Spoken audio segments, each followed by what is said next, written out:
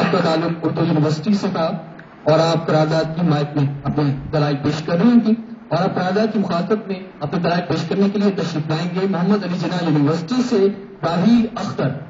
ہمارا حال جس حال میں ہے اس کا احوال یہ ہال خوب جانتا ہے. لفظ آزاد کہ جس کے لغوی معنی خود مختار، بے قید، بے خوف اور وہ جو کسی کا پابند نہ ہو، تو یہ بھی ٹھیک کہتے ہیں کہ ہم آزاد ہیں.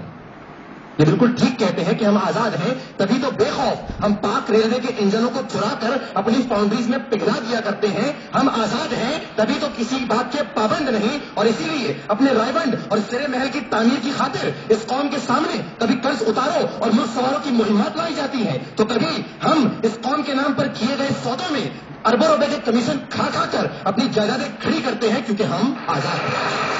ہم آزاد ہیں.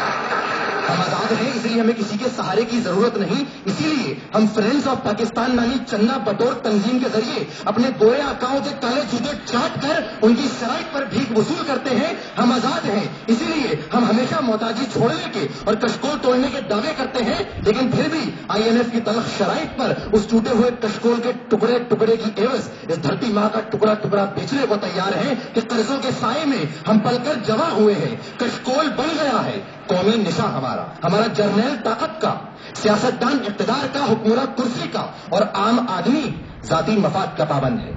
ہمارا ہر کام رشوت و سفارش کا، ہماری معیشت امداد کی، ہماری ثقافت فیشن کے نام پر فحاشی اور ننگپن کی، اور ہماری عدلیہ نظریہ ضرورت کی پابند ہے. جی ہاں علی وقار، ہم قطعی طور پر آزاد نہیں.